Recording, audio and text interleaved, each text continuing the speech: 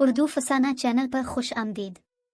मोहब्बत कुर्बानी मांगती है, लेकिन मेरे भाई ने जैसी कुर्बानी दी इसकी मिसाल नजर नहीं आती। हुमा हमारे पड़ोस में रहती थी। वो तकरीबन रोज ही हमारे घर आ जाती और मेरे कामों में हाथ बटाने लगती। तभी मुझे वो और भी भाने लगी। एक रोज वो मेरे बच्चों के कुछ कपड़े, जिनकी सिलाई कहीं कहीं से खुल गई थी, सी रही थी कि मेरा भाई इफ्तिखार आ गया। वो मुझसे 2 बरस छोटा था। हुमा को सिलाई करते देखकर भाई ने मुझसे कहा, बजिया मेरी कमीज की आस्तीन जरा सी उधड़ गई है, इस लड़की से कहो सिलाई लगा दे। ठीक है, तुम अंदर जाओ और कमीज उतार कर मुझे दो, मैं अभी सिलाई लगवा देती हूँ। कफ से थोड़ी सी आस्तीन उधड़ गई थी, हुमा ने 1 मिनट में ही ठीक करके दे दी। इफ्तिखार कमीज पहनकर बाहर आया और हुमा का शुक्रिया अदा किया, लेकिन इस लड़की ने जवाब में एक लफ्ज भी न कहा, बल्कि मशीन पर झुकी सिलाई करने में मह गई। इफ्तिखार अपना सामो लेकर चला गया, लेकिन अब वो रोज मेरे घर के चक्कर लगाने लगा। हालांकि पहले तो हफ्ता 10 दिन बाद आता था। एक दिन वो आया तो हुमा को मौजूद देखकर इसका चेहरा खुशी से सुर्ख हो गया, जैसे इसकी मुराद बर आई हो। इफ्तिखार ने इसको मुतवज्जे करने के लिए यहाँ वहाँ की बातें की, मगर वो मुतवज्जे ना हुई। तब इसने मुझको मजबूर किया कि किसी तरह इसकी हुमा से बात करा दूं, क्योंकि वो इससे शादी करना चाहता है। मैंने कहा, भैया ये काम आसान नहीं होते, फिर भी कोशिश करूंगी। अगले रोज इफ्तिखार फिर शाम के वक्त आया, क्योंकि हुमा भी अक्सर शाम को आती थी। मैंने इसे बताया कि मैंने हुमा से बात की थी, मगर वो बिगड़ गई। कहने लगी कि मैं अब से मिलने आती हूँ, इसका मतलब ये नहीं कि आपके भाई साहिब मुझसे इश्क फरमाने लगे। मुझे अब से ये उम्मीद न थी। मैंने हुमा से कहा कि मैंने अपने भाई का पैगाम दिया है तो क्या बुरा किया है। शादी का पैगाम देना इज्जत की बात होती है, इसमें बुराई वाली तो कोई बात नहीं। उसने कहा कि यह बुराई वाली बात नहीं, लेकिन शादी का पैगाम लड़की को नहीं, इसके वालिदैन को दिया जाता है। हुमा का मूड ऑफ देखकर मैंने भाई को समझाया कि तुम इस लड़की का ख्याल छोड़ दो, लेकिन इफ्तिखार ने मेरे समझाने का कोई असर नहीं लिया, बल्कि एक पर्चे पर यह लिखकर उसे दे दिया कि तुम अपने हाथ से हाँ ना लिख कर जवाब दे दो। अगर तुमने ऐसा न किया तो मैं हर आध घंटे में तुमको एक पर्चा लिख कर जवाब मांगता रहूंगा, यहाँ तक कि तुम तन आकर कोई तो जवाब दोगी। तब मैं अपने दिल को समझा लूंगा और फिर कभी तुमको तंग करूंगा ना, तुम्हारे सामने आऊंगा। इसकी तहरीर ने असर किया और हुमा मेरे घर आ गई। इसने मुझसे कहा कि उसे मेरे भाई इफ्तिखार का रिश्ता मंजूर है। बुजुर्गों के जरिए बात चलाएं, अगर मेरे वालिदैन मान गए मुझे कोई एतराज ना होगा। हफ्ते बाद में वालिदा के हमरा हुमा के घर गई, यूं बात पकी हो गई। अब इफ्तिखार मेरे घर आता, वो भी आ जाती, दोनों आपस में बात करते थे। इफ्तिखार और हुमा अभी पढ़ रहे थे, तभी उनकी शादी में काफी वक्त था, मगर उनके दरमियान मोहब्बत बढ़ती जा रही थी। ताहम दोनों की मुलाकात कभी तन्हाई में न हुई, वो मेरे सामने बातचीत कर लेते थे। उनका ये सिलसिला 1 साल चला, वो भी मेरे घर और मेरे रूबरू। एक दिन हुमा आई तो कुछ उदास और परेशान थी। मैंने वजह पूछी तो कहने लगी, इफ्तिखार से कुछ जरूरी बात करनी है, उनको बुलवा दें। ऐसी क्या बात है जो इसी से करनी है? वो खामोश हो गई। मैंने बेटे को भेजकर भैया को घर बुलवा लिया।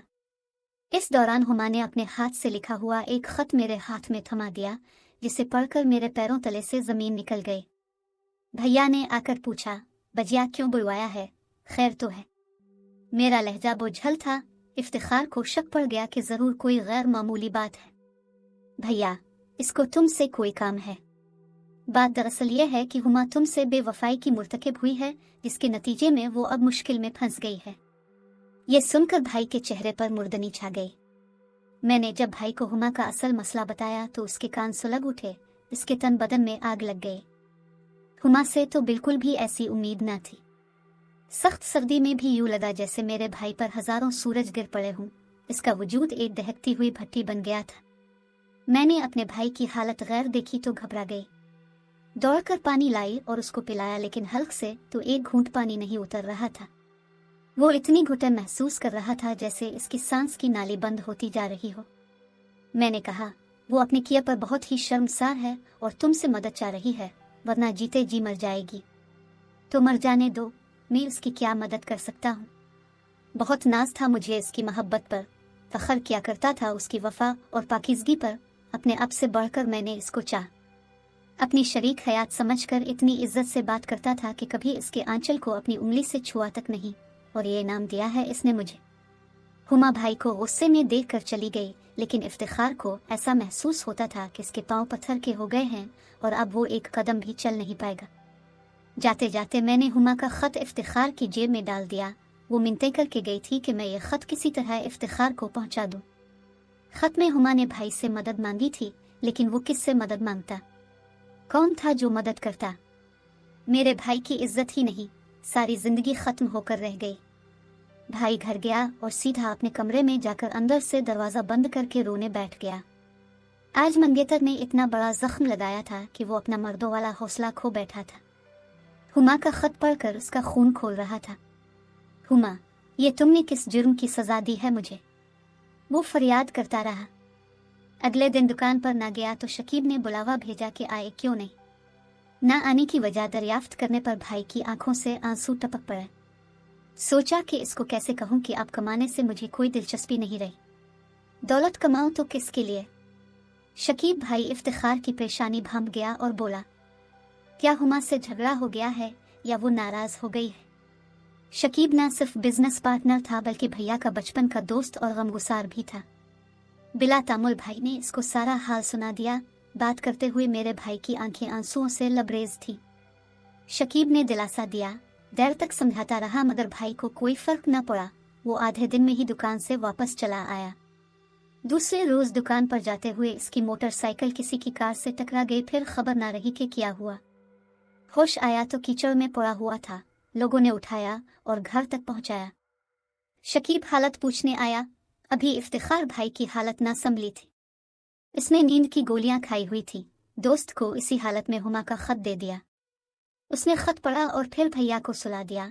2 दिन वो सोता रहा और जब जागा तो मौत का सा झटका लगा। तबीयत में कसरमंदी अपनी इंतहा को थी।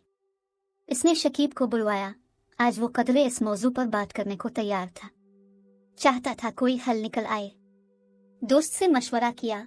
उसने कहा, मैंने खत पढ़ा है।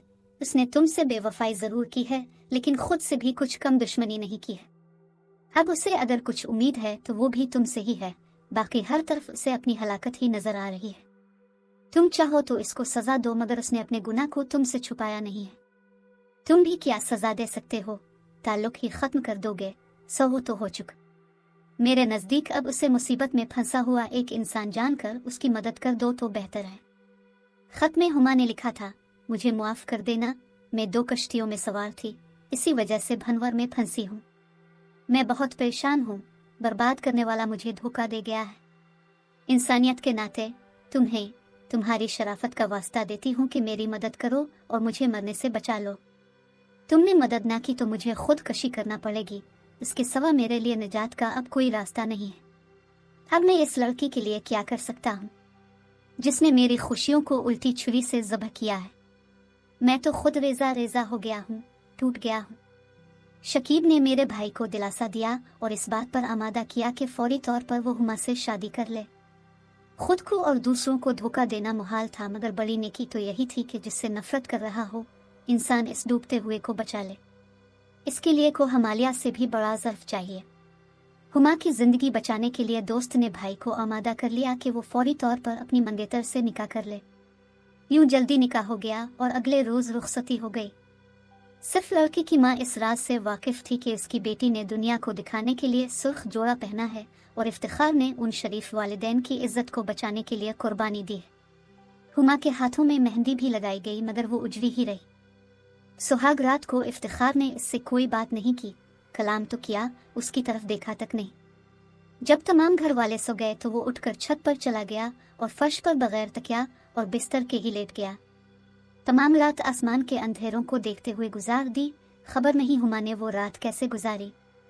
शादी के बाद 3 दिन घर रहा और उन 3 दिनों में हुमा से कोई बात नहीं की। इसके बाद कराची आकर वीज़ा की कोशिश शुरू कर दी। एक दोस्त की मदद से इफ्तिखार भाई को वीज़ा मिल गया। वो रियाज चले गए और वहाँ एक जनरल स्टोर पर मुलाजमत कर ली। दुनिया के दिखावे को हर माह खर्चे की रकम भी भिजवाता रहा मगर एक बार भी इसे खत लिखा और ना फ़ोन किया। जब अम्मा के फ़ोन से इत्तला मिली कि हुमा एक बच्चे की माँ बन गई है, कुर्बानी की हद बस यहाँ तक थी। इफ्तिखार भाई ने खत फाड़ कर चूल्हे में डाल दिया। 6 माह और गुजर गए। भाई ने बच्चे की सूरत ना देखी और फिर बहुत सोच समझकर हुमा को तलाक इरसाल कर दी। भाई जानता था कि हुमा को भी इस तलाक का सदमा नहीं हुआ होगा, क्योंकि उसे भी इस अमल का इंतजार होगा। इसके लिए यही एहसान कम ना था कि इफ्तिखार ने जानते बूझते इससे निकाह करके उसे बदनामी के गले में गिरने से बचा लिया था, बल्कि मौत के मुंह से निकाल लिया था। इसे मनकूहा बनाने के सिवा कोई चारा न था कि हुमा को मरने से बचा लिया गया। तलाक के कागज मिलते ही खानदान में कोहराम बर्पा हो गया। बरादरी ने इफ्तिखार पर थू थू की।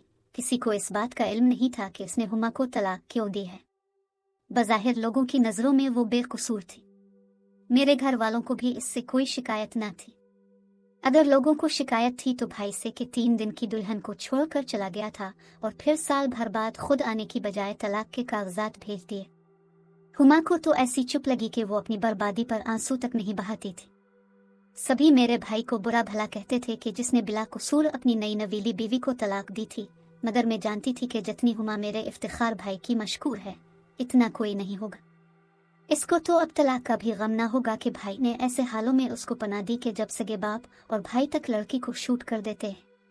आज कोई कुछ कहे, मगर मैं अपने भाई को मुजरिम नहीं समझती, क्योंकि वो किसी हाल उसके साथ एक झूठी जिंदगी नहीं गुजार सकता था। वो बीवी या तलाक याफ्ता होती तो और बात थी, तब इसके बच्चे को भी बाप मिल जाता, लेकिन अब मेरा भाई उसके बच्चे को बाप का प्यार नहीं दे सकता था। यही क्या कम था कि जिस बच्चे से इफ्तिखार नफरत करता था, इसको बाप के तौर पर अपना नाम दे दिया था। अब वो बना बाप का बच्चा नहीं कहलाएगा और लोग इससे नफरत करके इसकी जिंदगी अजीरन नहीं करेंगे, बल्कि वो जहाँ जाएगा इसकी एक पहचान होगी। इसकी वल्दियत के खाने पर एक ऐसे शख्स का नाम होगा जिसने इसकी माँ से निकाह किया था। बेशक वो एक तलाक याफ्ता का बेटा कहलाएगा, तब भी दुनिया इसको इज्जत से जीने का हक देगी। ये एहसान वो था जो भी कोई मर्द किसी औरत पर नहीं करता। मैं सोचती हूँ मुमकिन है मेरे भाई को एक बेवफा लड़की से कुदरत ने इसलिए मिलाया हो कि इसकी मखलूक को जीने का हक मिल जाए, और भाई की आला ज़र्फी के बाइस एक मासूम जान कूड़े के ढेर पर दम तोड़ने से बच गए। भाई कहते थे मुमकिन है कि मुझ नाकारा से कुदरत ने यही काम लेना हो। बाद में सुना था कि कुछ अरसा हुमा अपने वालिदैन के घर रही, फिर उसके वालिदैन ने एक रिश्ता ढूंढकर उसे इसके घर का कर दिया। वो भी कोई नेक आदमी था जिसने इसके बेटे को भी गले लगा लिया। सुना है कि वो अपने घर में खुश व खुर्रम आबाद है। खुदा करे ऐसा ही हो। उम्मीद है आज की कहानी आपको पसंद आई होगी। अगली वीडियो तक के लिए खुदा हाफिज।